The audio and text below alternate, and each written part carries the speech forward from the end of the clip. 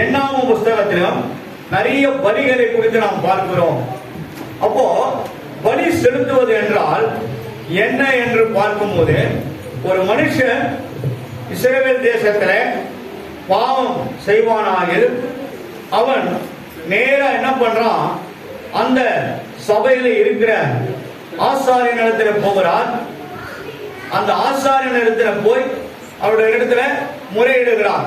இப்படி கையை கட்டிட்டு, ஐயா நான் இந்த மாதிரி இப்படிப்பட்ட தப்பு பண்ணிட்டேன், நான் அதுக்கு என்ன செய்யணும், பிரயாசத்தை செய்யணும்னு சொல்லும் போது, உன்னால என்ன முடியும், நான் ரொம்ப மிகவும் ஏழ்மையானவன், என்னால இதைத்தான் செய்ய முடியும் என்று சொல்லி அவர் என்னால் முடிந்ததுன்னா நீங்க வாங்கிட்டு வாங்குறாரு. ஒண்ணு புறா குஞ்சு, அப்படி இல்லைன்னா பழுதற்ற ஒரு ஆட்டுக்குட்டியை, இல்லைன்னா ஒரு காளை மாடெல்லாம் யாரும் அதை பலி செலுத்துவதில்லை. ஆனால் பழுதற்ற ஆட்டுக்குட்டியும் நசல் கொண்டதையும் நொந்து போனதே நீங்க எடுத்துன்னு வரக்கூடாதுன்னு வரும். கால் உடைஞ்சது, மூக்கு உடைஞ்சு போனது, என்ன கண்ணு தெரியாதது, என்ன அதெல்லாம் எடுத்துட்டு வரக்கூடாது. நல்ல சுத்தமா நல்லா இருக்கிற பலியை தான் கர்த்தருக்கு செலுத்தணும். அப்போ அந்த பலியை தான் அவர் என்ன பண்றாரு, அங்கீகரிக்கிறார். அந்த அங்கீகரிப்பு தான் சர்வாங்க சுகந்த வாசனை உள்ள நல்ல பலி. அப்போ பலிகள் அநேக பலிகள் உண்டு. ஒண்ணு போஜன பலி, சர்வாங்க பலி, அதுக்கப்புறம் நிறைய பலிகள் உண்டு வேதத்துல. அப்புறம் நான் இன்னொரு நாளைக்கு நான் அதை காட்டுகிறேன். ஆனால் இப்போ அது எப்படி அவர் முகர்ந்து அதை உகந்த பலியாய் எடுத்துக்கொள்கிறார் என்றால், ஒரு சில காரியங்களை குறித்து வேதத்தில் எழுதப்பட்டிருக்கிறது. அதை மட்டும் நம்ம பார்க்க போகிறோம். இப்போ ரெண்டு பேர் இருக்கிறாங்க. ஒருத்தர் பேர் வந்து ஆபேல், இன்னொருத்தர் பேர் வந்து காயின். யாருக்கு? முதல் சன்னதி ஆதாமுக்கும் ஏவாளுக்கும் பிறந்த இந்த இரண்டு பேருக்குள்ளே ஒரு போட்டி. ஆபேல் தன்னுடைய நிலத்துல எல்லாத்தையும் விளைந்ததை எடுத்துட்டு வந்து என்ன பண்றாரு, அவரு ஆண்டவருக்கு பலி செலுத்துறாரு. ஆனா காயின் என்ன பண்றாரு, பாதி எடுத்து வச்சுக்கிட்டு மீதி பாதி எதில் வாரி போடுறாரு, அதில் வாரி போடுறாரு, எதில் வாரி போடுறாரு. அப்புறம் இருக்கிறத கொஞ்சம் தான் அவ்வளவுதான் எடுத்துட்டு வந்து என்ன பண்ணாரு, பலி செலுத்துறாரு. ஆனா வானத்திலிருந்து அக்னியை அனுப்பி அதை எரிச்சு போட்டு அதுல இருந்து புகை மண்டலமாய் கிளம்பி வெளியே வருவதுதான் சர்வாங்க சுகந்த வாசனை உள்ள பலி. அதை மட்டும் தான் இப்ப நம்ம பார்க்க போறோம்.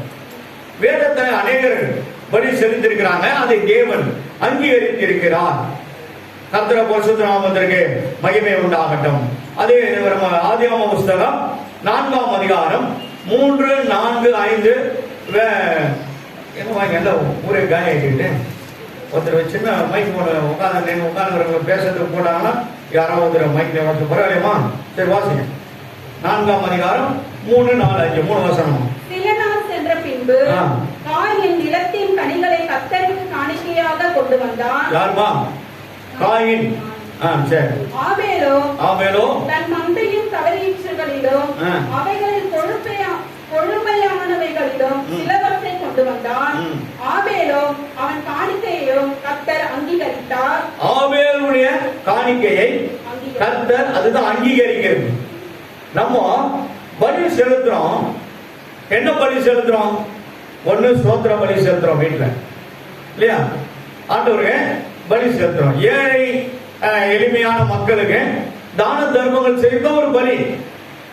ஏன்னா ஏழைக்கு இறங்குறவன் கர்த்தருக்கு கடன் கொடுக்கிறான். நம்ம அவருக்கு வந்து கடன் கொடுக்க முடியுமா? அவர் யாரு? யாரு? தங்கத்துல மேல நடக்கிறவர். அவரு தங்கத்தை பொண்ணும் பொருளும் அவருடைய மகாராஜா. அவருக்கு போய் நம்ம எப்படி கடன் கொடுக்க முடியும்? ஆனா வேதம் எழுதுகிறது. இந்த வார்த்தை யாரு? அவரு எழுதுந்தானே. ஒரு ஏழைக்கு நம்ம வந்து கொடுக்கிறோம் போது நம்ம எவ்வளவு சந்தோஷமா தானே கொடுக்குறாங்க. அதையும் அவர் அங்கீகரிக்கிறார். அது ஒரு பலி. இப்படி பல விதமான பலிகள் உண்டு. ஆனா இங்கே ஆபேலுடைய காணிக்கையை கர்த்தர் அங்கீகரிக்கிறார். எப்படி அங்கீகரிக்கிறார்? 2 பேருமே பலி செலுத்துறாங்க. வானத்திலிருந்து அக்கினி வந்து இறங்கி அந்த பலியை அது என்ன பண்ணுது, எரிச்சு அந்த உகந்த வாசனையாய் ஆண்டவர் என்ன பண்ணாரு, அந்த புகை மண்டலம் மேல போய் அவர் அதை முகர்ந்து உகந்த பலியாய் அதை அவர் ஏற்றுக்கொள்கிறார். கரெக்டா ஜோரா தட்டுங்க. அப்போது நம்முடைய பலி அங்கீகரிக்கப்படுதா? நீங்க தான் உங்களை ஆராய்ச்சி பார்க்கணும். நீங்களும் அவரும் தான். இது நடுவில் பாஸ்டர் கிடையாது. நீங்க யாருக்கிட்ட டீலிங்ல இருக்கணும்? ஆண்டவர்கிட்ட டீலிங்ல இருக்கணும். வேதத்தை படிக்கணும், அவர்கிட்ட தான் கேட்கணும். நீங்க சொன்னீங்கன்னா அவருடைய ரெப்ரசன்டேட்டிவா இருக்க நாங்க என்ன பண்ணுவோம், ஆண்டவர்கிட்ட முறையிடுவோம். இயேசு தம்முடைய பாவங்களுக்காக, மீறுதலுக்காக, நம்முடைய அக்கிரம அநியாயங்களுக்காக பிதாவிடத்தில் நம்மளுக்காக என்ன பண்றாரு, அவரு பரிந்து பேசுறாரு. எப்படி? ஐயா அந்த ஒரு முறை விட்டுருங்க, அவனை ஒண்ணும் பண்ணாதீங்க, அத்த முறை நான் சரி பண்ணிடுறான் என்ன பரிந்து பேசு கெஞ்சினாரு. நம்ம செய்யற ஒவ்வொரு பாவத்துக்காகவும் கெஞ்சினாரு. சில பேரு சத்தியத்தை கேட்க முடியாது, என்ன பண்றாங்க, வெளியே போயிடுறாங்க. வெளியே போறதுனால எப்படிதான் உள்ள போவோம்? இந்த வார்த்தை உள்ள போனாதான் இது சுத்திகரிக்கப்படும், இது சீராகும், இது ஒழுக்கமாகும், இது பரிசுத்தமாகும். அப்புறம் தான் உனக்கு நன்மையான ஈவுகளை கர்த்தர் செய்வார். இதெல்லாம் நான் ஒண்ணுமே செய்ய மாட்டேன், ஆனா அவர் மட்டும் எனக்கு செய்துனே இருக்கணும்னா அவர் எப்படி ஒத்துக்குவாரா? ஒத்துக்க மாட்டார். அல்லேலூயா. தெரியாம மட்டும்தான் தலையாது.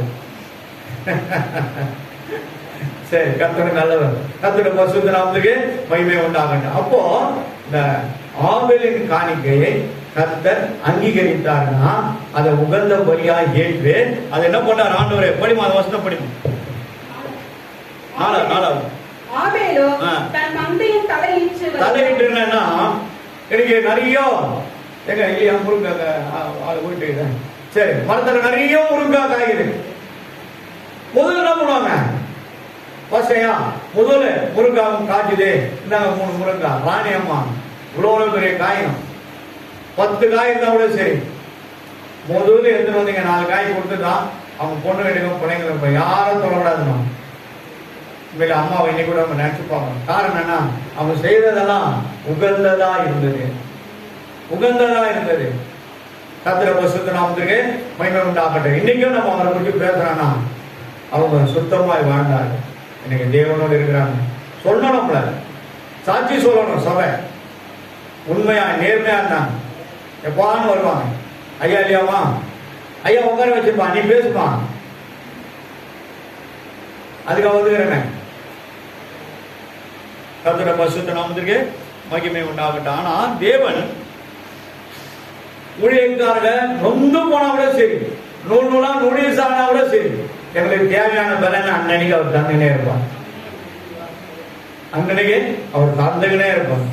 ஆண்டவர்கிட்ட கேட்ட, ஆண்டவரே நிறைய ஆத்துவாங்க, இதெல்லாம் 10 வருஷத்துக்கு மேல இங்க காலியாக கிடந்தப்பா, எப்பதாப்பா நீங்க உங்க சித்த இல்லாம ஒண்ணு கூட உள்ள வராத, என்ன நீங்க எங்களை இது வரைக்கும் பாத்துக்கிறீங்களா இல்லையான்னு கூட நானு கேட்டு சொல்லும் போது ஆண்டவர் என்ன பண்ணாரு, என் ஜபத்தையும் மாத்திட்டேன். 4ல இருந்து 5, 5 வரைக்கும் ஜோம் பண்ணுவேன். உனக்கு ஆத்துமா தானே வேணும், 12 மணிக்கு எழுதுக்கோ. ரேட்ல திருப்பி போட்டேன். 12:15 இருந்து 1:30 வரைக்கும் நான் ஜோம் பண்ணேன். காரணம், முதல் நான் பலி செலுத்தணும். நான் முதல் பலியாகும், அவருக்கு உகந்த பலியாய் நான் மாறணும். ஜபத்திலும் சரி, வாழ்கிற வாழ்க்கையிலும் சரி, நடக்கிற நடக்கிலும் சரி, பேசுகிற வார்த்தையிலும் சரி, நான் தன்னை ஜீவ பலியாய் ஒப்புக்கொள்றேன். அப்போதான் இது அங்கீகரிக்கப்பட்டாதான் இதெல்லாம் நடக்கும் என்று சொல்லி ஆண்டவர்கிட்ட எழுந்து உட்கார்ந்துன்னு 1/2 மணி நேரம் என்ன பண்ணுவேன், எனக்காக என் மந்தைக்காக ஆண்டவர்கிட்ட பரிந்து பேசி மன்னிக்கிறதுக்கு, ஆண்டவரே எல்லாரையும் மன்னிங்க, பாருங்க மந்தையில மன்னிங்க, எல்லாரையும் மன்னிங்க, பாவங்கள் நட்டு மணியாங்கள் விருதல்கள் எல்லாத்தையும் மன்னிங்க, அடிமை மனைவி பிள்ளைகளை எல்லாரையும் மன்னிங்கன்னு சொல்லி ஆண்டவரோட பலி செலுத்திக்கிட்டே இருந்தார். பலி செலுத்தினார். அது ஒரு பலி, பாவ மன்னிப்பின் விடுதலையின் பலி இருக்கு. அப்போ பலியை செலுத்திக்கிட்டே இருக்கும். ஆலயத்துல என்ன பண்ணோம், பலி செலுத்திக்கிட்டே இருக்கும். இப்போ வந்து எல்லாரும் கேட்பாங்க, எல்லாம் ஒரு முறை தானே நீங்க 40 நாள் ஜபம் வைக்கிறீங்க, நீங்க என்ன ஒரு ஸ்பெஷலா 2 முறை ஜபம் வைக்கிறீங்க? ஏன்னா என் மக்கள் இன்னும் ஆசீர்வதிக்கப்படுறாங்க. ஆசீர்வாதம் இல்லாத ஜனங்க லட்சமா இருக்குது இந்த பகுதியில. ஒரு பின்கோட்லயும் ஒரு லட்சம் இருக்குது. அப்ப 4 பின்கோட்ல மாதம் வருது 4 பின்கோடு 4 லட்சம் மக்கள் இருக்கிறாங்க. இந்த 4 லட்சம் மக்கள்ல 1 லட்சம் மக்களோட ரசிக்கப்படுறாங்க. இன்னும் 3 லட்சம் மக்கள் அவங்க நரகத்துக்கு போறாங்களாம். மாத்துங்கப்பா, மாத்தி போடுங்க. எல்லா பின்கோட்லையும் புதிய சபைகள் எழுப்பட்டும். அநேக ஊழியக்காரர்கள் எழுப்பட்டும். நம்ம மட்டும் இருக்கணும்னு நினைக்க கூடாது. எல்லாரும் எழுப்பட்டும் சொல்லி ஆண்டவருக்கு நம்ம முறையிலே இருக்க வேண்டியதுதான். இந்த பகுதியில் இருக்கிற எல்லா ஆவிகளுக்காக ஜெபிங்க. எல்லா ஆவிகளையும் கட்டி ஜெபிக்க எல்லா கட்டுகளும் அவிழ்க்கப்படும். கர்த்தர் மந்தைகளை எடுத்து வந்து என்ன பண்ணாரு? அவரே கூட்டி சேர்ப்பார். இந்த சபையை தேடி ஓடி வருவாங்க. நடக்கும்.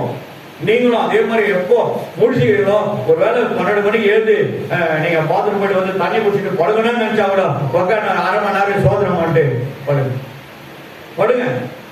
உங்க குடும்பத்துக்கு ஆசீர்வாதமா இருக்கும், சபைக்கும் ஆசீர்வாதமா இருக்கும், உங்களோட சரீரங்களுக்கு அது ஆசீர்வாதமா இருக்கும், உன் பிள்ளைகளுக்கு அது ஆசீர்வாதமா இருக்கும். மாறாத கணவர் கண்டிப்பா மாறுவார். கொண்டு வந்து நிறுத்துவார். அவர் ஐயோ இருக்காரே, கண்டிப்பா மாறும். எல்லாம் மாறிடும். நீங்க நினைக்கிறது மேல மாறிடும். அன்னைக்கு மிகவும் உடைய இருதயம் சந்தோஷப்பட்டு களிப்பு கர்த்தர் கண்டிப்பாக நடத்துவார்.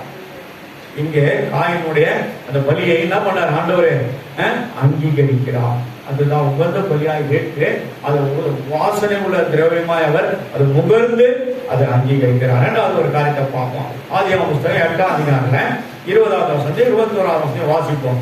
நோவா குறித்து நம்ம பார்க்கலாம். வாசிப்போம். அப்பொழுது நோவா கர்த்தருக்கு ஒரு பலிபீடம் கட்டி சுத்தமான சகல மிருகங்களிலும் சுத்தமான சகல பறவைகளிலும் பாருங்க, சுத்தம் ஓட்ட வச்சுதான் கிடையாது. கீழி போன நோட்ல எப்படி பண்றாங்கன்னு தெரியல. ஊதவத்தி இல்லைங்க, அந்த ஊதவத்திய நோட்ல எடுத்து புதற மாட்டேங்குது. அதையும் 5-8 மச்சி ரைஸா உள்ள போட்டு போயிட்டு யாருக்கு இது சாபம், யாருக்கு இது பாவம் சொல்லுங்க, யோசிங்க. நம்மளுக்குதான் யாரு பண்றாங்கன்னு தெரியல, மேல இவருக்கு தெரியும். நாளா கிழிஞ்சு போன நோட்டு அது எப்படி டிக்கெட் என்ன போனாங்க சகோதரி பாருங்க, டிக்கெட்டை 2ஆம் மடிச்சு 4ஆம் மடிச்சு அப்படியே துண்டா மடிச்சு என்ன பண்ணுவாங்க, புடவை மடிக்கிற மாதிரி மடிச்சுட்டு இங்க வாட்சில் என்ன பண்ணுவாங்க, இந்த சந்தில சொரிக்குவாங்க. தெரியுமா தெரியாத சகோதரிமார்களே சொல்லுங்க, எவ்வளவு பேருக்கு தெரியும்? பொம்மியம்மா பார்த்துக்குது, ஆனா சொல்ல மாட்டேன். சந்தில டிக்கெட் என்ன பண்ணுவாங்க, உண்மையா பொய்யம்மா? கண்டிப்பா உண்மை இது. ஏன்னா நீங்க சிரிக்கிறத பார்த்துட்டு தெரியுங்க, நான் கண்டுபிடிச்சேன். அப்போ இது உள்ள என்ன பண்ணுவாங்க, சொறி வச்சுப்பாங்க பாருங்க. அந்த மாதிரி 10 ரூபா மாட்டே எடுத்து போடும். அதுல பிடிக்கிறது எத்தனை மணி நேரம்? அரை மணி நேரம். ஏன் அப்படியே போடாமான்னா உன்னை யார் போட சொல்றாங்க? அவர் கேட்டாரா அப்படிலாம் போடுன்னு? அழுக்கு நோட்டு. ஒரு நாள் வெத்தலை பார்க்க முடிஞ்சது, ஒரு நோட்டு எடுத்து உள்ள போட்டு யாருக்கு என்ன சாபம்?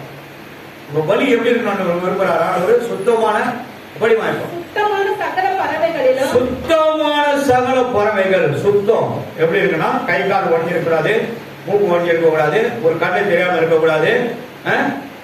சில பறவைங்க காக்காலாம் பாத்தீங்கன்னா, சில காக்கா பாத்தீங்கன்னா எப்படி இருக்கும்? நல்லா சொல்லுங்க. காக்கா வந்து இப்படி விரல இருக்கும், இது வந்து இந்த கால் வந்து நேரா இருக்கும் இல்லையா? நேரா இருக்கு, கீழே உடஞ்சிருக்கு, நேரா இருக்கும். இதுல பாத்தீங்கன்னா கீழே விரலே இருக்காது, மொட்டையா இருக்காது. அப்ப அந்த காக்கா எப்படி நடக்கும்? இப்படி நடக்கும். அதான் எடுத்து வரக்கூடாதுன்னு நான் சொல்றேன். கொடா குஞ்சா இருந்தாலும் எதுவா இருந்தாலும் ஓட்ட உடைச்செல்லாம் அவருக்கு பிடிக்காது, கொண்டு வரக்கூடாது. சுத்தமான நீ சுத்தமா தான் உனக்கு எல்லாமே சுத்தமா இருக்கும். நீ சுத்தமா இருந்தீங்கன்னா உனக்கு எல்லாமே சுத்தமா இருக்கும். நீ பெர்ஃபெக்டா இருக்கும், சுத்தமா இருந்தா செய்வோம். ஆனா சுத்தமுள்ள தேவன் அல்லவா, நான் பரிசுத்தர், ஆகையால் நீங்களும் உங்கள் எல்லா நடவடிக்கைகளும் எல்லா நடவடிக்கையும் பரிசுத்தமா இருக்கணும் விரும்புகிறார். படிமான் சிலவற்றை தெரிந்து கொண்டு அவைகளை பலிபீடத்தின் மேல் தகன பலியாக பலியிட்டான். சுகந்த வாசனையை கர்த்தர் முகர்ந்தார். அப்பொழுது கர்த்தர், இனி நான் மனுஷன் நிமித்தம் போதும் சுகந்த வாசனையாய் அதை முகர்ந்தார். அப்போ சுத்தம் உள்ளத சுத்தமா செய்யும் போது ஆண்டவர் என்ன பண்ணார், அந்த பலியை அங்கீகரிக்கிறார். நம்ம பலிகள்லாம் அங்கீகரிக்கப்படுதா இல்லையா? எப்பாவது யோசித்து பார்த்துருக்கீங்களா? யோசித்து பார்த்துருக்கீங்களா? வட்டி தொட்டாலே அதில் போடாதீங்க. வட்டி விடுறது தப்பு, வாங்குறது தப்பு. ஆனா அதை வாங்கிட்டேன்னு வச்சுங்க, எப்படியாவது மாலை கொடுத்துடணும்னு நினைப்பேன். ஏன்னா நம்மளுக்கு அதுவும் பங்கு கிடையாது, ஒரு எமர்ஜென்சி. ஆனாலும் தப்புதான். என்ன இருந்தாலும் சரி, தேவனிடத்துல கேட்டுதான் நான் பெற்றுக்கொள்றேன். இந்த மாசம் எப்படி ஆண்டவரை நடத்த போறேன்? நடந்தேன், எனக்கே தெரியாது. ஆனா நடந்தேன். கர்த்தர் பரிசுத்த நாமத்திற்கு மகிமை உண்டாகட்டும். சுத்தமான பலியை செலுத்தணும். சுத்தமான பலி, சுத்தமான பொருள், சுத்தமான காணிக்கை எல்லாம் சுத்தமா இருக்கணும். ஏன்னா அது அவருக்கு போறது, சபையுடைய காரியங்களுக்கு வரது. அப்போ அந்த காரியங்கள்லாம் எப்படி இருக்குன்னா பரிசுத்தமாய் காணப்பட வேண்டும். சுத்தம். Thank you Lord Jesus. ஏன்னா புத்தகம் 29ஆம் அதிகாரம் 2:6.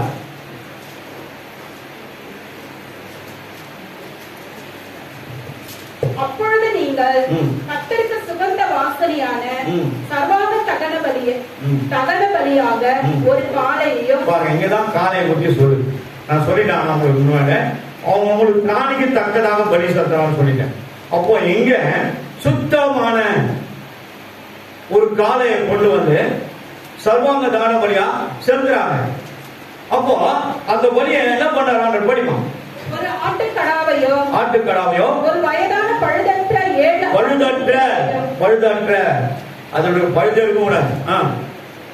பழுதற்ற 7 ஆட்டுக்குட்டிகளை. சரி, கத்திர ஆட்டுக்குட்டினா பழுதற்றதா இருக்கணும், சுத்தம் உள்ளதா இருக்கணும். அதை பலி செலுத்துறான் தேவன். அதை பண்றாரு. முதல்ல அதை சொல்லிட்டாரு. என்ன சொல்றாருன்னா, கர்த்தருக்கு சுகந்த வாசனையாக யான சர்வாங்க தகன பலியாக. சுகந்த வாசனை, அதோட அங்கீகரிக்கத்தான் சுகந்த வாசனை. ஒரு முறை கிதியோனை ஒரு தேவதூதன் சந்திக்க வருவாரு. அதை நான் காட்டலாம், ஆனாலும் உங்களுக்கு சொல்றேன். வானத்துல இறங்கி வருவாரு. பராக்கிரமசாலியை கர்த்தர் உன்னோடு இருக்கிறார். என் கூட இருக்கிறார். என் கூட இருந்தா இதெல்லாம் நடக்குது. எங்க முற்பிதாக்கெல்லாம் இன்னைக்கு அடிமையா இருக்கிறாங்களே. ஏன்னா அவர்களுடைய கூக்குரலை கண்டுதான் அவர் இறங்கி அனுப்புறார். அனுப்புறார், தேவதூதன் அனுப்புறார். போய் வந்து சந்திப்போம். கர்த்தர் உன்னுடனே இருக்கான். சொல்லுவாரு, உனக்கு சாவு வருவதில்லை என்ற, நீ சாகவே சாக மாட்டாய். அதையும் சொல்றாரு.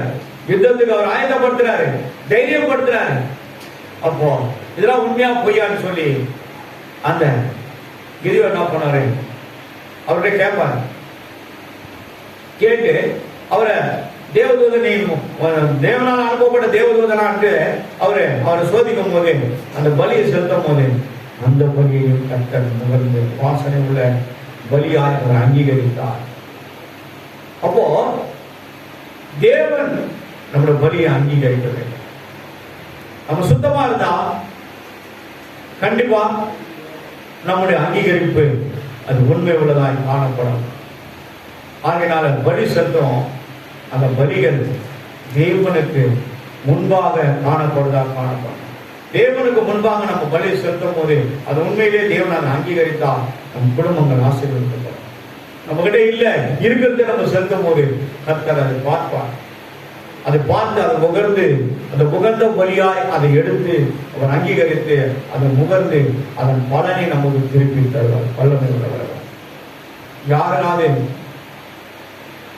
கர்த்தருக்கு கொடுத்தவங்க எவனா தரித்திரர் ஆயிருக்காங்கன்னு கேள்விப்பட்டிருக்கீங்களா? கிறிஸ்துவுக்காய் கொடுத்தவர் எவரும் தரித்திரரானதில்லை. அந்த பாட்டு எவ்வளவு பேருக்கு தெரியும்? எவ்வளவு பேருக்கு தெரியும்? கேள்விப்பட்டது? சரி, ஒரு நாளைக்கு பா அந்த பாட்டை போடுங்க. காணிக்கை ஃபுல்லா போடுங்க, அப்புறமா எடுங்க. கிறிஸ்துவுக்காய் கொடுத்தவர் எவரும் தரித்திரரே ஆண்டு கிடையாது. ஒரு முறை என்னுடைய செட்டில்மெண்ட்லயும் எங்க அப்பாவுடைய செட்டில்மெண்ட் லேண்டை கொஞ்சம் கொடுத்தாங்க. எல்லாத்தையும் சேர்த்து போனா 1 லட்சம் ரூபாய் எடுத்துட்டு போயிட்டு ஒரு மிஷனரி சொசைட்டி கொண்டு கொடுத்தேன். எங்கேயாவது நாட்டுல ஒரு ஆலயத்தை கட்டுங்க. ஆகஸ்ட் 13 அந்த 15ஆம் தேதி என்னுடைய ஆலயம் வந்து அன்னைக்கு பிரதிஷ்டை பண்றாங்க. இப்போ நேபாள்ல இருந்து ஒரு போன் வருது, நீங்க காசு கொடுத்தீங்களே அந்த பீகார் மிஷனரி சொசைட்டிக்கு, இன்னைக்கு தான் நீங்க கொடுத்த காசுல கட்டப்பட்ட ஆலயம் பிரதிஷ்டை பண்றாங்க. யோசித்து பாருங்க, அதுவும் ஒரே நாள்ல இதுவும் ஒரே நாள்ல நடக்குது. ஆனா எனக்கு தெரியாது. தேவன் அப்ப நம்ம பலி என்ன பண்ணிருக்காரு? அங்கீகரித்திருக்கிறார். இங்க கொஞ்சம் பேர் இருந்தாலும் அங்க எவ்வளவு பேர் இருக்கிறாங்கன்னா 280 பேர் வந்து சேர்ந்துட்டாங்க. 280 பேர் வந்து சேர்ந்து இருக்கிறாங்க. அப்போ அவ்வளவு பேர் அந்த ஆலயத்தை வந்து சேர்ந்திருக்காங்க. பணம் இன்னைக்கு வரும், இன்னைக்கு போயினே இருக்கும், டாடா காட்டி. ஆனா நம்ம தேவனுக்காக விதைத்த அந்த அங்கீகாரம் இருக்கு பாருங்க, அது ஒரு நாளும் மாறாது. அது நமக்கு என்ன பண்ணுது? ஜீவகிரீடமா இருக்கிறது. நம்ம குடும்பத்துக்கே அதுவும் ஜீவகிரீடமா இருக்கிறது. என் குடும்பத்துக்கு மட்டும் அல்ல, என் குடும்பத்தை சார்ந்த அனைவருக்கும் அது ஒரு பெரிய ஆசீர்வாதமா இருக்கும். நம்ம சபைக்கும் ஒரு ஆசீர்வாதமா இருக்கும். இப்போ கூட நான் ஆண்டவரை கேட்கிறேன், ஆண்டவரே ஒரு மாநிலத்திலும் எனக்கு நீங்க ஆத்துமாக கூட பல சபைகளை கட்டணும் ஆண்டவரே. இந்த சபையிலிருந்து பிள்ளைகள் மூலமா அதை கடந்து போன ஆண்டவரே. ஆண்டவர் குஜராத்தை காட்டினார். கீழ் ஆதிவாசி மக்கள் மட்டும் நான் போய் ஊழியம் செய்திருக்கேன். 5 நாள் இருந்தோம். ஒரு நாள் நைட் பிரேயர் வச்சாங்க. அங்க அந்த நைட் பிரேயர் எத்தனை பேர் வந்தாங்க தெரியுங்களா? 2000 பேர் வந்தாங்க. நானும் இன்னொரு பாஸ்டர் 2 பேரும் பிரச்சனை பண்ணோம். 1 மணி நேரம் 1 மணி நேரம். அவங்க சர்பஞ்சின்னுவாங்க. சர்பஞ்சினா கிராம அதிகாரி. அவங்க வீட்டு தான் நாங்கள் போனோம். அவங்க போய் உட்காந்துனா அந்த பிள்ளைங்களாம் எப்படி இருக்கு தெரியுங்களா? இந்த யாருமே இது உள்ள வெளியாவே இல்லை. அவ்வளோ ஒயிட் குழந்தைங்க. அவங்க நேரம் வருவாங்க. அவரை கண்ணை காட்டினாதான் முன்னாடி வந்து நிற்கணும். அந்த கிராம அதிகாரி அப்பா இருப்பாங்க, அவர் தான் வந்து கண்ணை காட்டின போது தான் வருவாங்க. எல்லாம் லைன் தான் வந்து நிற்பாங்க. என்ன எங்க கிட்ட வருவாங்க, வந்து சலாம் சலாம் சலாம்னா அது ஒரு அந்த ஆதிவாசி மக்களுக்கு அவங்களுக்கு ஒரு வார்த்தை. சலாம்னு சொல்லிட்டு கை கொடுப்பாங்க. சலாம் கை கொடுப்பாங்க. கர்த்தருடைய பரிசுத்த நாமத்துக்கு மகிமை உண்டாகட்டும். அங்க நைட்டு எங்களுக்கு என்ன ஆகாரம்னா அந்த சோளப்பொரிய மண்ணில் போட்டு வறுத்து கொடுத்தாங்க. கொடுத்துட்டு கருப்பு காப்பி இஞ்சி நல்லா நசுக்கி போட்டு இவ்வளோ பெரிய ரோட்டால கொடுத்தாங்க. இந்த பக்கமும் அந்த பக்கமும் வேலி அடிச்சிருப்பாங்க, இந்த பக்கம் மண்ணை வாரி அடிச்சிருப்பாங்க, இந்த பக்கம் நல்லா காஞ்சவனே இந்த பக்கம் வாரி அடிச்சு செவ்வறு மாதிரி உருவாக்கி வச்சிருப்பாங்க. யானை சத்தம் நைட்டு முதல் நாளே கட்டுது. ஒரு சிங்கமும் இன்னொரு சிங்கமும் கொஞ்சம் சண்டை போடுறது காட்டுல, அந்த சத்தம் கூட கேட்குது. ஆனா அது மத்தியில வாழ்றாங்க மக்கள், இன்னைக்கும் வாழ்றாங்க. அவங்களுடைய அந்த வாசனை பட்டவனையும் எல்லா மிருகமும் தூரமா இருக்கும். ஏன்னா அவங்க வந்து ஈட்டி வச்சிருப்பாங்க. நாட்டில் அந்த ஈட்டியை வந்து விஷம் நாட்டில் அவங்க, ஏன்னா பல்லு வளர்க்க மாட்டாங்க ஆதிவாசி மக்கள். ஆனா இவங்க நாங்க இட்டுட்டு போற இடத்துல எல்லாம் வீடு வாசல் கட்டிட்டு நல்லா இருக்காங்க. ஏன்னா அந்த மிஷனரி சொசைட்டி அவங்க போன பிறகு அவங்க எல்லாரையும் மாற்றிருக்காங்க. ஆதிவாசி மக்கள் ரொம்ப ஆதிவாசி ரொம்ப காட்டுக்குள்ள இருக்காங்க. இப்படி அடிச்சு அது பண்ணிட்டு வெளியே அடிச்சா எதை பட்ட பொருளாக இருந்தாலும் அந்த விஷயத்தை பட்டவனையும் கீழே போடணும். முயலா இருந்தாலும் சரி, மானா இருந்தாலும் சரி, எதுவாக இருந்தாலும் சரி. அப்படிப்பட்ட இடத்துல போய் ஊழியம் செய்து பார்த்துட்டு வந்த பிறகு இந்த குஜராத் ஆதிவாசி மக்கள் மேலே எனக்கு ஒரு அன்னையிலேருந்தே ஒரு கண்ணு இருக்குது. அதுவே நீங்கள் எனக்கு கொடுத்தா நான் கொடுக்குறப்பா, அதுக்கு ஒரு கமிட்டி போட்டுறேன். அந்த 4 பேரோடு சேர்ந்து இந்த பணத்தை அவளை வரவேற்று இங்கேருந்து கொடுத்தான்னு போனோம். எனக்கு ஒரு ஆசை. ஏன்னா இனிமேல் நம்ம என்ன மாறி கடியும் போகிறது கிடையாது. எப்படியாவது தேசத்தை சந்திக்கப்படும். இந்த ஒரே ஒரு ஐயா தூத்துக்குடியிலேருந்து போய் பாசம் தேவதாசன் ஒரு ஐயா அங்கே இருக்க கலெக்டரே கூப்பிட்டு, நீங்கள் இதுமாரி எங்கள் ஊருக்கு பிஷப் எங்கேயாவது போய் ஆர்டினேஷன் ஒரு சர்டிஃபிகேட் வாங்கினா நான் பார்த்துக்கிறேன்ட்டாங்க. ஒரு கிறிஸ்டியன் லேடி அம்மா அவரை பிரதிஷ்டை பண்ணி அங்கே ஜனங்களுக்கெல்லாம் அறிவித்து அந்த மீட்டிங்கில் அவங்க வந்து உங்களுக்கு இப்படிப்பட்ட காரியங்கள்லாம் இருக்குதுன்னு சொல்லி எவ்வளோ நன்மைகளை செய்யணுமோ அவ்வளோ நன்மைகளை செய்து இன்னைக்கு 2 லட்சம் பேர் ஆயத்தப்படுகிறார். அந்த ஒரு மனுஷன் தயாராக அந்த ஆர்கனைசேஷன் தான் நம்ம இங்கிருந்து ஆளுங்க 50 100 போட்டு 1000 ரூபாய் அவங்களுக்கு அனுப்புறோம். இன்னைக்கு அனுப்புறோம். ஒரு மாசத்துக்கு இந்த 1000 ரூபாய் இங்கிருந்து அங்க போய் ஒரு கிராமத்துக்கு போய் தனித்தனியா போய் ஒரு நபரை தேர்ந்தெடுத்து அவருக்கு அந்த மாசம் 1000 ரூபாய் கொடுத்து அந்த கிராமம் ஃபுல்லா போய் இயேசு அறிவிக்கிறான். நீ போக முடியல, நான் போக முடியல, நீயும் நானும் கொடுக்குற அந்த பணங்கள் அங்க போய் ஜீவ பலியால் அவருடைய வார்த்தையை பிரசங்கிக்கிறது. கர்த்தருடைய பரிசுத்த நாமத்திற்கு மகிமை உண்டாகட்டும். அதுக்குதான் நான் சொல்றேன், நீங்க கொடுங்க, நீங்க கொடுங்க, நீங்க கொடுங்க. ஏமா கேட்கிறேன்? யாரா தரல பரவாயில்ல கொடுங்க, நான் தரமான். ஏன்னா நான் முந்திக்குவேன், கொடுக்குற பிள்ளைங்க கொடுக்குறாங்க, தள்ளி போடாதீங்க. எவ்வளவு கொடுக்க போறீங்க? ஒரு 50 ரூபா 100 ரூபா கொடுக்கும். நான் எங்க வீட்டுல எல்லாருக்கும் சேர்த்துக்கினேன், இமானோட சேர்ந்து மாசம் 500 ரூபா கொடுத்துருவேன். இன்னும் கூட 500 ரூபா கொடுக்கணும்னு ஆசைப்படுறேன், பிரயாசப்படுறேன். ஒருவேளை கத்த சித்தப்பட ஜனவரில இருந்து அது மாறும். 1000 ரூபாய் கொடுத்து 2000 ரூபா கூட கொடுக்கலாம். உண்மையாக உழைக்கிறாங்க, சேவை செய்யறாங்க. ஒரு இடத்துலயும் ஆதிவாசி ஜனங்க காட்டுல அவருக்கு இடம் கொடுக்குறாங்க. விஷயம் ஆர்டர் அவருக்கு அரசாங்கம் கொடுக்கப்பட்ட ஆதிவாசி மக்களுக்காக கொடுக்கப்பட்ட இது ஒரு புறம்போக்கு இடம். அவங்க யாரு வேணா கொடுத்துட்டு போனான்னு பயனால இருக்குதான். அந்த அம்மா அதை காட்டி இவங்களுக்கு என்ன பண்ணாங்க, கிராண்ட் பண்றாங்க.